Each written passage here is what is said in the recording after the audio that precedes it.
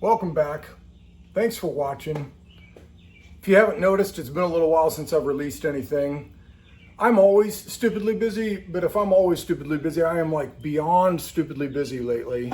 And I missed the Port of Caduceus show, which I was really excited about going and doing, but fortunately, instead of doing that, I was able to help a really good friend of mine with a lot of great work that he needed done.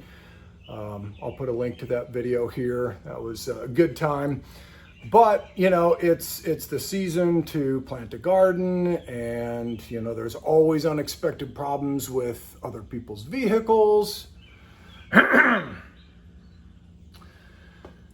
Anyway, I found a few hours to be able to do a little work, and I've got some things that I am really needing to get done. I'm going to see as much of it as I can get done today. I'm going to try to get done. I've got turn signals that have stopped working again. That should be a relatively quick and easy thing to do. I would love to, I'm pretty sure I probably need to change the oil. I'd like to check on my valves, make sure that, you know, they're set the way they should be. Kind of starting to wonder if they're not. And heck, you know, if I've got the time, I might as well check the timing and synchronize the carburetors. And the other day I learned something kind of interesting when I was scoping out the front end here, thinking that I needed some new ball joints. Found out that, as it turns out, all I really needed to do, at least on the one side so far, we'll find out whether I just need to go a little further on the other side, is that the preload on my bearings was not sufficient. So tightened up the nut on the spindle, and a lot of the rattling went away. On the driver's side specifically, that's something that you can test when you drive a lot, right? You know, you hit the pothole with this wheel, no noise. You hit the pothole with that wheel, noise. So I did already tighten the right side and still rattles. So it could be that it's something else, or it could be that I just need to get a little bit more preload on that nut. So I'm gonna try to make certain I do that. Some of the other things are gonna come after that because I'd really love to make that noise go away. Anyway, let's see what happens.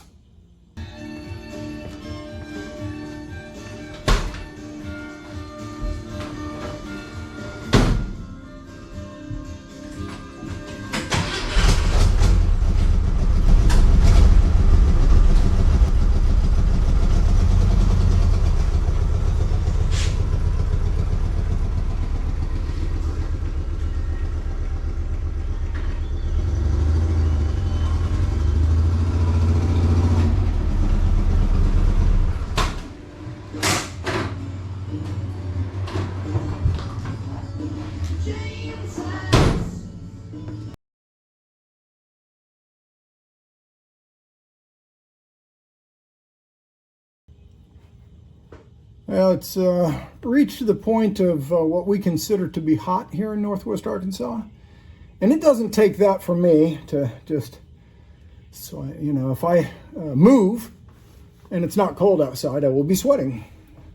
I tell people that I sweat easily and in great quantities. Anyway, what we got here is a little noise. And what I can tell by looking under here, and I'll just kind of redirect you just a tiny bit so you can see, I don't really see any movement out of the ball joint or the tie rod ends or anything, but all I got to do is just kind of move the wheel in and out on either side,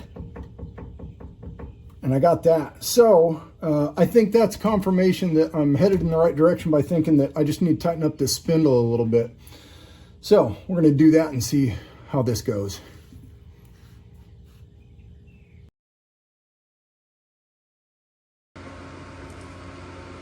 So if you've never seen this arrangement before, we've just got a cap head screw that tightens down on this nut here so that once you get it into the position you want, you know, it's a little bit better than a wavy washer or any other kind of lock washer.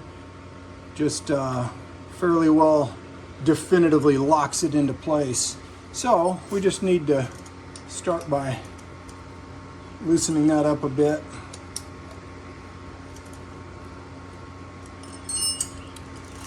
And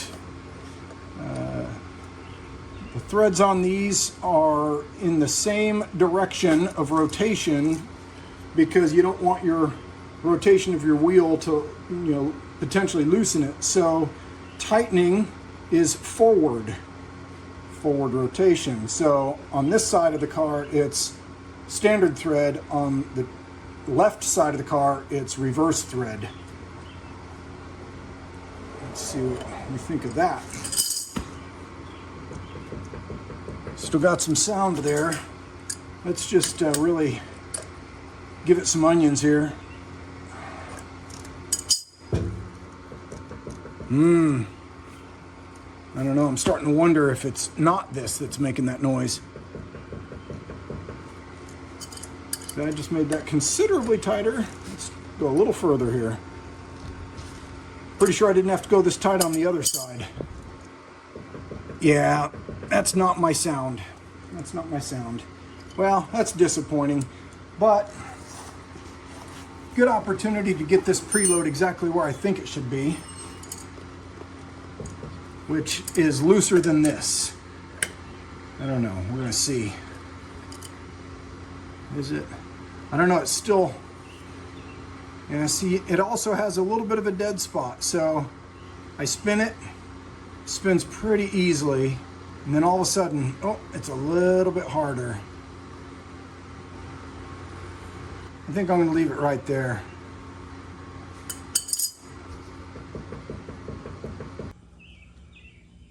So I did a little bit more looking here, and man, behind the wheel, I'm just not seeing anything that is making this sound.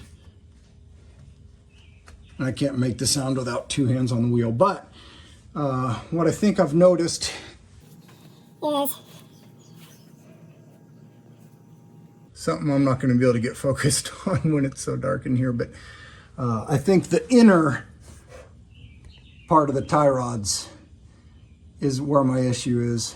And if you pay attention all over the place and saw maybe on my Instagram, my buddy Jeremy Doctasil sent me some new tie rod ends, and that's something I'd really like to do soon anyway. So I need to check and make sure that they're gonna be the right ones, obviously, but if not, I just need to buy my own, I think, because I think that might be something to fix here. Anyway, aside from that, I'm not entirely convinced that I'm not gonna have my clanking noise go away when I hit bumps on the right side of the car now. So with any luck, that'll go away. We'll find out soon, now that I've put the preload on here that I think it should have.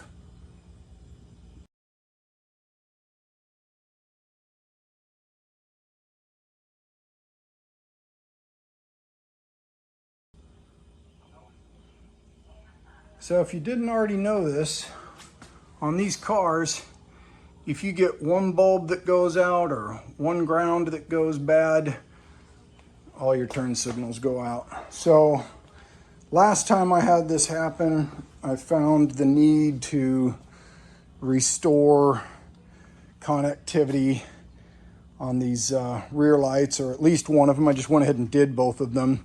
And that wasn't that terribly long ago. So I've already had these apart very recently and cleaned them up, got all the dirt out, polished up the contact points real good, and put some lithium grease in there.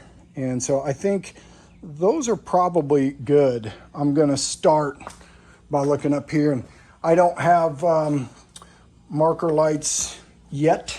I do own some marker lights. I'd like to cut holes into those fenders and put them in. That's a project from the future.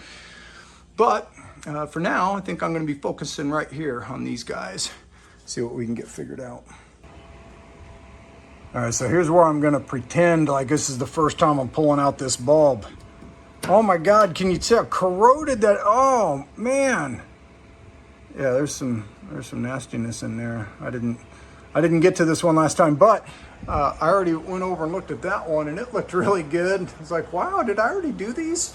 No, I did one of the two of these before I went to the back and decided that was the problem, and then just moved on and didn't get this one. Man, I mean, this thing, even just the housing in here, I might spend a little bit of time cleaning this up. That's nasty. But yeah, I need to clean up my terminals in here, and need to clean up the points on that. And I think I found my problem. Let's see if I'm right. So here's my bulb socket. And I don't know, if you know of a better way, feel free to share it. I'd love to hear it. If you don't, and this helps you, feel free to use it.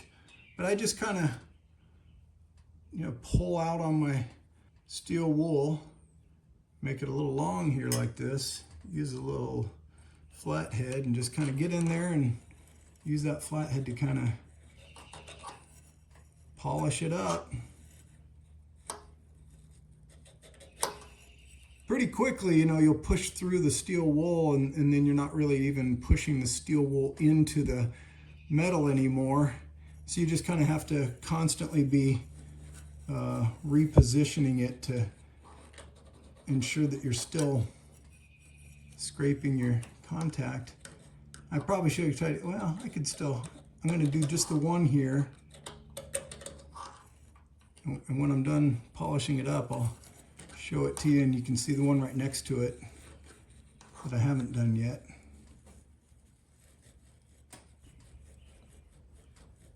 So hopefully you can kind of see, it's a little more coppery looking. And the bottom one is a little less coppery looking. I'll scrape that one next, let you look at that one. There's all kinds of junk laying down at the bottom of the socket too. Nasty. All right, so hopefully that shows a little bit better. It's let's see, get the light over here. Yeah, kind of. So now they're both looking a little more coppery. Beautiful. So let's see what happens. Well, after all that looking at the bulbs and everything, I decided, man, I probably need to look at my flasher module and make sure the flasher module is working, because I don't know, man. What's happening? So I dug into some wires here, and I was gonna string something together and go hook it up to my lawnmower battery, which is way easier to access than the battery in this guy.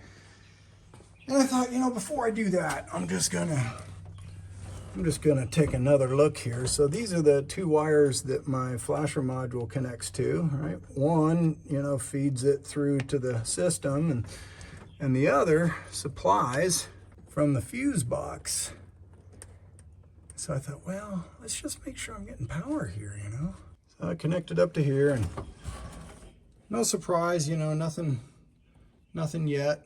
So I turned the key all the way on, still nothing. Could it be that my fuse has gone bad? Why, yes, it sure could. That's exactly what it could be. My fuse has blown. That's humbling. My God, seriously, I didn't look at the fuse first. But, I'm still learning stuff. I haven't been doing this for a really, really long time, with Volkswagens in particular. So, okay, we turn our key on, right? Hey, look at that. I get the lights, like they light up. And so a fuse did not occur to me, because apparently they'll light up anyway. Yeah, whatever. Anyway, it's going to be a fuse. And I always try to make sure that my metal strip is facing out so I can see it. Where does that wire go? Doesn't always wind up working out that it's that way, but while I'm in here, I might as well move these other ones around. So, in theory, a guy that, didn't have old man eyes would be able to look in there and just see right away if that fuse had popped. So if you're thinking to yourself, hey, cool, put in a fuse, David, but why did the fuse pop? I'm right there with you. And, but here's what I believe is this dude up here that was all kinds of super corroded and stuff probably was, having to pull too hard to do its job and popped the fuse. So now that I've resolved that and gone back over even the back ones and the one over there and made sure that they're all good and clean and whatever, I think we're gonna have a lot better experience here, so let's find out. Moment of truth. Oh, you know what? It helps if the flasher is installed. Let's install the flasher and then test. All right, we'll just edit that last part out so that it looks like I don't ever make any mistakes. Hey, now that we've done that, let's check. Oh, are you kidding me? Still not working? You bum. So I've got some older fuses and some newer fuses in my collection. This was an older one, and it benefited me to put some steel wool on both tips of it and install it again. So now that I've done that, I'll be entirely transparent with you about this. I already know the outcome, but now come on. Don't do this to me because you worked a second ago. All right, take 3 or 4 or whatever it is. Hey, look at that, it's working, yay. So even after polishing up the tips on that old fuse, it worked some of the time and not others. So I just went ahead and grabbed a new one. Look at how shiny that is. Problem solved. Hooray, I don't have to stick my arm out the window anymore, you know, which is fine. But, you know, I'm pretty sure like 90% of the people don't even know what you're doing when you're using hand signals anyway. So, all right, that's good. I'm happy. All right, speed bump.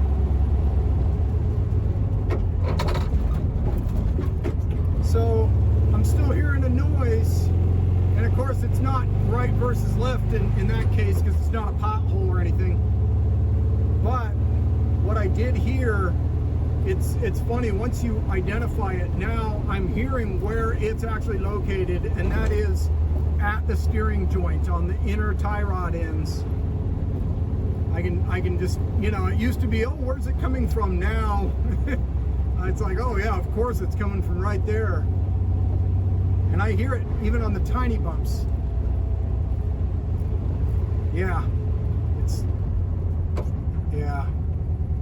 So the big question will be, you know, do I still hear anything when I hit just the right side? And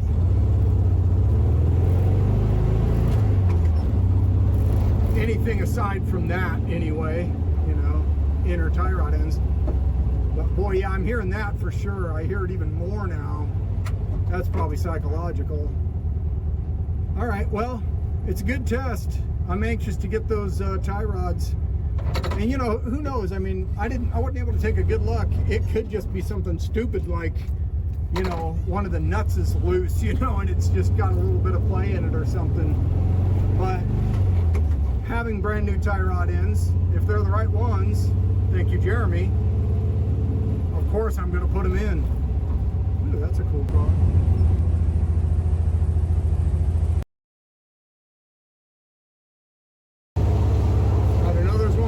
Here in a second. Oh, here we go. Oh God, that sounds terrible. Here's another one. That didn't sound quite as bad, but yeah, it's still knocking. But it's hard for me to tell. It might just be that inner tie rod end.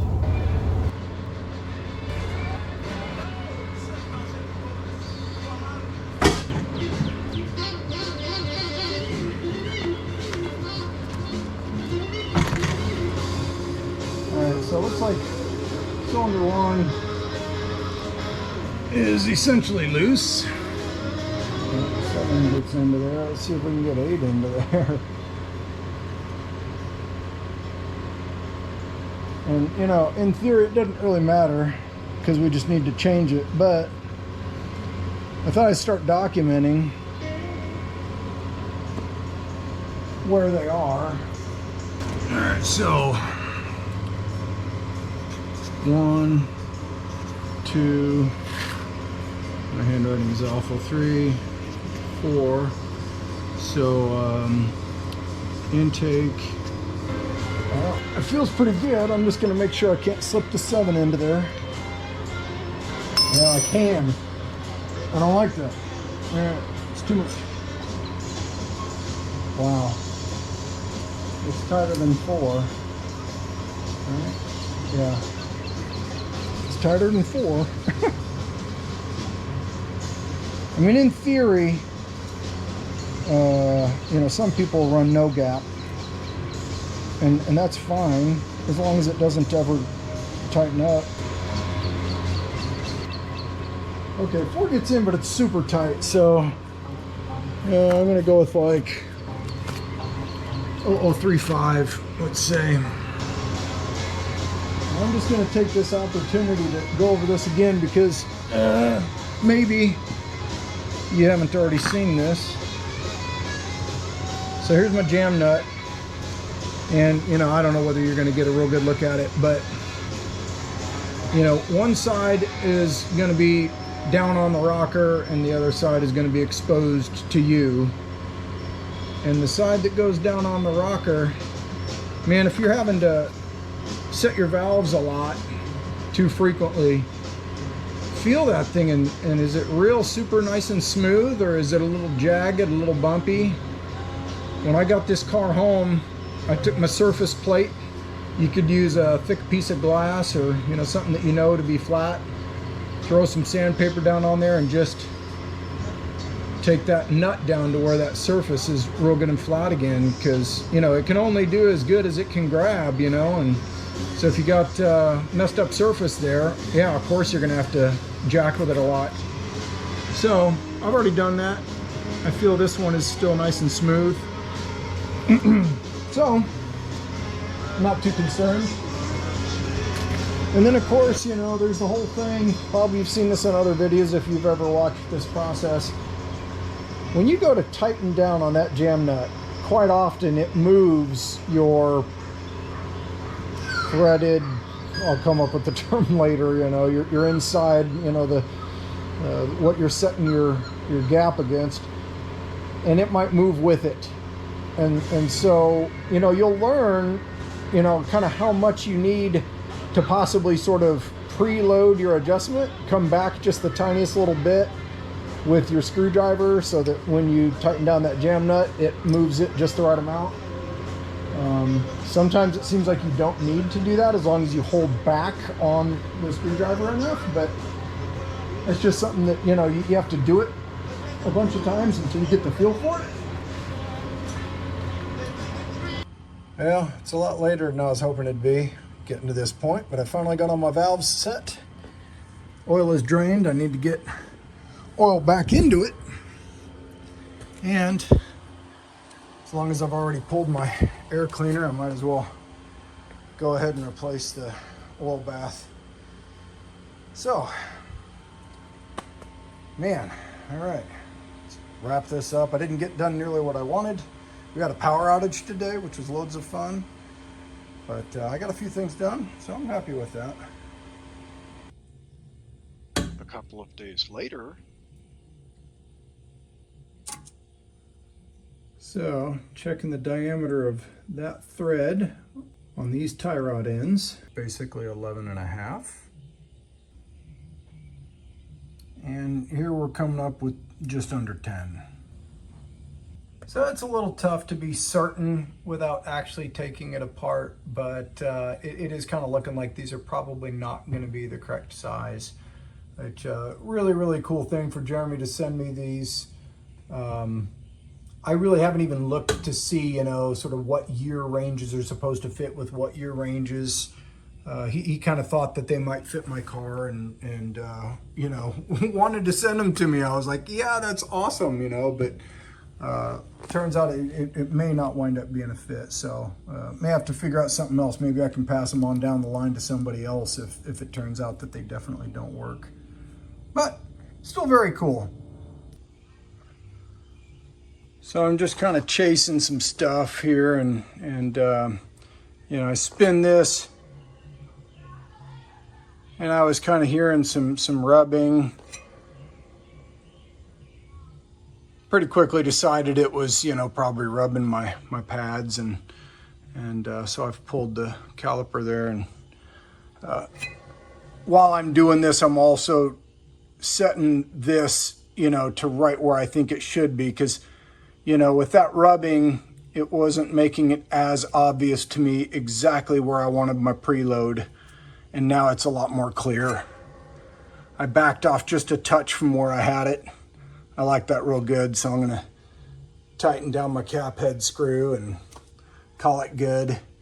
But you know, even without the wheel on, if I move this from side to side, I can hear my noise in here. So I'm gonna trace that. Oh boy, look at that. Hey, you know, I'm doing something else, but look at that. I sure am kind of noticing that's the bottom of my fuel tank there, and it definitely looks wet. So, yeah, I think that's why I've been smelling fuel lately. It's apparently not enough to actually like leave anything on the ground that's noticeable. You know, gas is pretty volatile. It's going to dry up pretty quick. But yeah, so I've found another thing I need to do right there for sure. I've been meaning to replace some fuel lines anyway, so. So we've got our steering box up in there. Comes out here and connects to these tie rod ends. And what I'm realizing, if I give a little, oh yeah, you can hear that, right? Now, another fun thing is, okay, here's my steering dampener, and just watch that nut right there. I don't think that's very good. And I don't think that's my noise, even though it kind of makes a similar sound. But I'm just gonna pull this because I kind of want to see why it's so awful anyway. I'm gonna pull that and then, you know, do that some more and just make sure and see if I can't. It looks to me like this is moving, and it is very firmly affixed to the steering box. So I'm thinking that the steering box has motion in it, in which case probably I just need to tighten up the bracket holding it in place. All right, so I got my dampener loose, and you can kind of see this steel bush here, which is nice and old. Got some pitting on it. It's very lovely. But more importantly, I feel, is the condition of the rubber grommet here, whatever. That's pretty nasty. So I'd like to get another one of those. And now that this is disconnected, I can go and still hear my noise. All right, so now we're underneath the bumper at the front, coming at this steering box from a different angle, and hopefully you can tell. So it seems that the slop is in the spindle that this arm connects to. The box seems to be secure. So I think this may just be a matter of needing to tighten up the mesh here. So backlash is the term that comes to mind. And so it's a real fine thing that you need to do to get your backlash right where you want it to be. You don't want there to be no backlash. You want there to be a very, very small amount of backlash. And I'm sure there's a procedure for it and everything, but just with gears in general, that's, you know, a concept. So, yeah, I'll have to figure that out. It's not going to happen tonight, but now I know what needs to be done. I need to do that. And I sure as the heck need to do something about my, my wet fuel line. It's hard to see things from the same angle when you're in different places, but yeah, need to look at that fuel line. Well, I didn't really have that much time tonight to begin with. This is the second time in recent days that I've been able to work on my car.